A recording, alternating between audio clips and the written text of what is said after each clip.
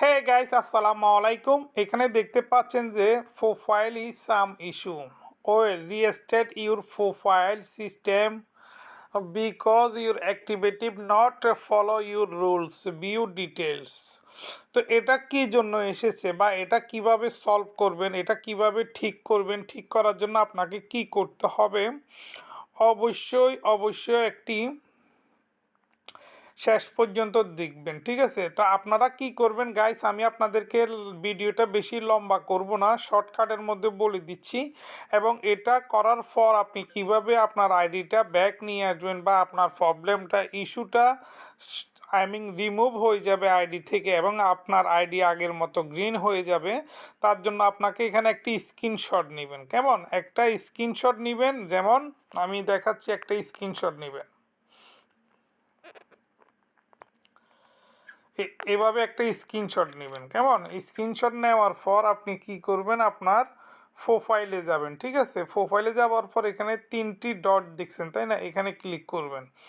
এখানে ক্লিক করার পর কপি লিঙ্ক টু প্রোফাইল, এটার মধ্যে ক্লিক করবেন, ঠিক আছে?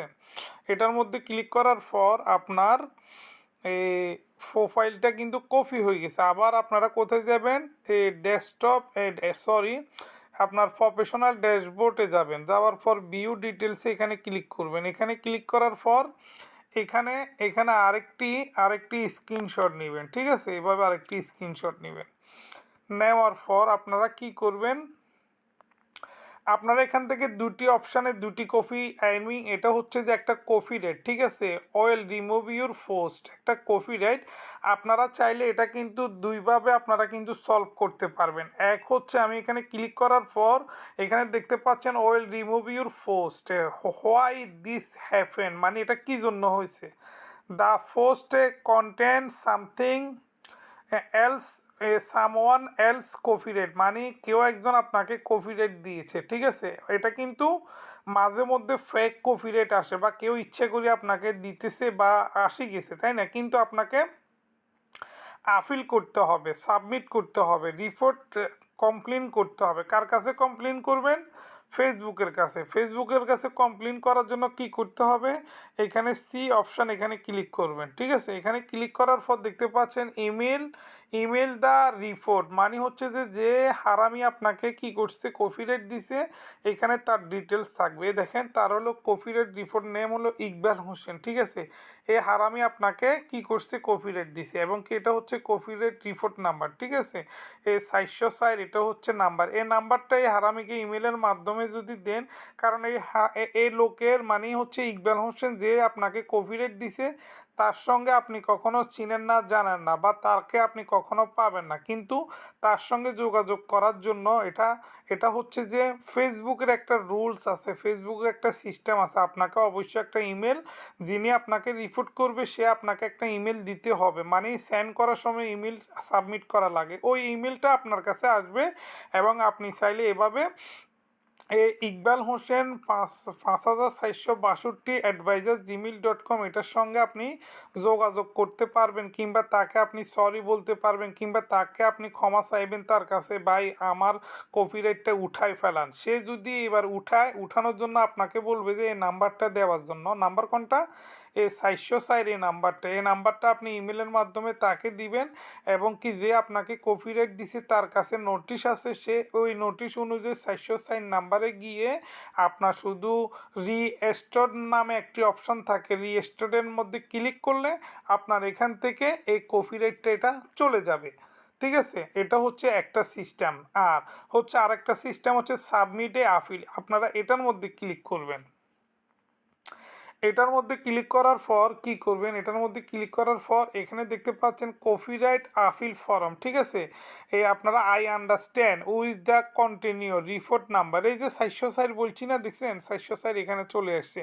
তো আমরা আই আন্ডারস্ট্যান্ড এখানে ক্লিক করার পর একটি ফর্ম ওপেন হবে, ঠিক আছে? এই ফর্মের মধ্যে আপনাকে কিছু লিখতে হবে, যেমন লিখবেন কন্ট্যাক্ট ইনফরমেশান হচ্ছে এখানে ইমেল দিছে না, ইমেলটা আপনি কোনটা দিবেন, ইমেল দিবেন হচ্ছে যে আপনার যে ফেসবুক আইডিটা আপনি খুলছেন না, সে ফেসবুক আইডিতে যে ইমেলটা আছে আপনাকে সে ইমেলটা এখানে দিতে হবে। আর ইমেল যদি না থাকে, যদি নাম্বার দিয়ে খুলি থাকেন, তাইলে এখানে আপনার সে নাম্বারটা দিবেন। আপনি যদি বাংলাদেশের হন বাংলাদেশের কোড নাম্বার, আর ইন্ডিয়া হলে ইন্ডিয়ার কোড নাম্বার দিবেন। এবং কি এখানে ইউর নেম মানে করছে যে আপনার ফেসবুক আইডির নাম এখানে দিবেন, ঠিক আছে। বাংলাতে লেখা থাকলে বাংলাতে দিবেন, ইংলিশে লেখা থাকলে ইংলিশে দিবেন।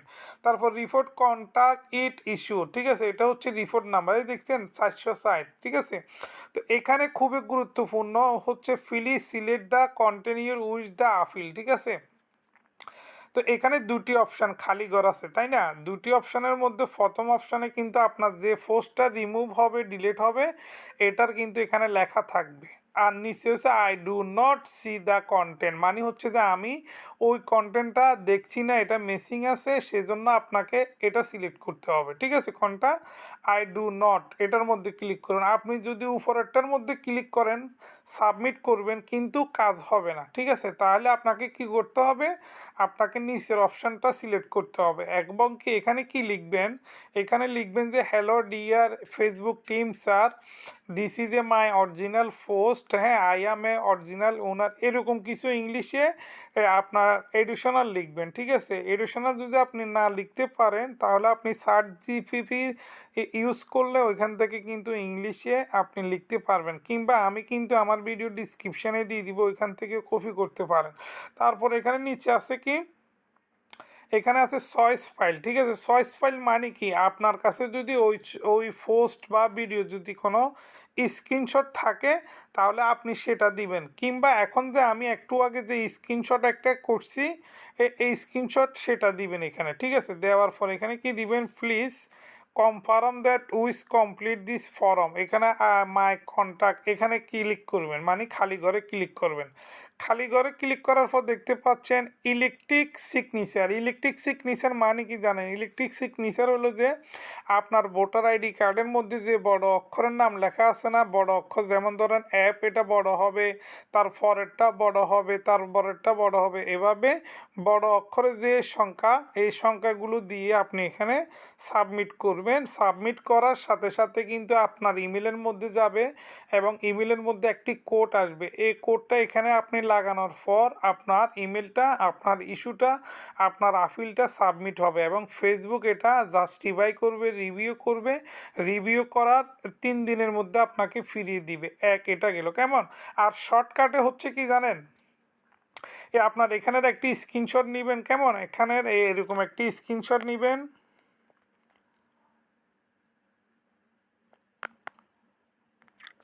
এরকম একটি স্ক্রিনশট নেওয়ার পর আপনারা এখান থেকে বের হয়ে কোথায় যাবেন, এই দেখেন আমি আপনাদেরকে দেখাচ্ছি। এখান থেকে একদম সহজে আপনারা বের হয়ে যাবেন। বের হয়ে এখানে দেখতে পাচ্ছেন হেল্প অ্যান্ড সাপোর্ট, এখানে ক্লিক করবেন। এখানে ক্লিক করার পর দেখতে পাচ্ছেন রিপোর্টে প্রবলেম, এখানে ক্লিক করবেন। এখানে ক্লিক করার পর আপনারা কন্টিনিউতে ক্লিক করবেন, তারপর উপরের নীল অপশানে ক্লিক করবেন। ক্লিক করার পর যেহেতু আপনার প্রোফাইলের সমস্যা, আপনি প্রোফাইলে ক্লিক করবেন। ক্লিক করার পর আমি যে ছবিটা স্ক্রিনশট নিছি এই ছবিটা প্রথমে আমি এটা দিব, কেমন।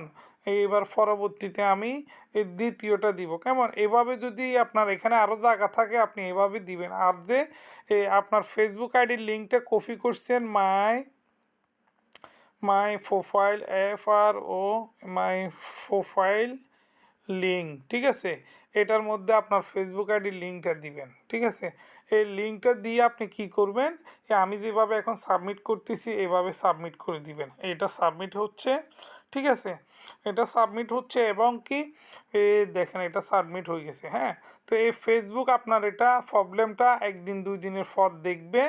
দেখার পর আপনি যখন ঘুম থেকে উঠবেন, ঘুম থেকে উঠে দেখবেন যে আপনার প্রোফাইল ইজ সাম ইস্যু, এই ইস্যুটা এখান থেকে চলে গেছে। যদি এভাবে আপনার প্রবলেমটা সলভ হয় অবশ্যই আমার এখানে আপনি আমার চ্যানেলটি সাবস্ক্রাইব করবেন এবং ভিডিওটি অন্যদের মাঝে শেয়ার করে দিবেন। Thank you for watching this video. Bye bye, tata, Allah হাফেজ।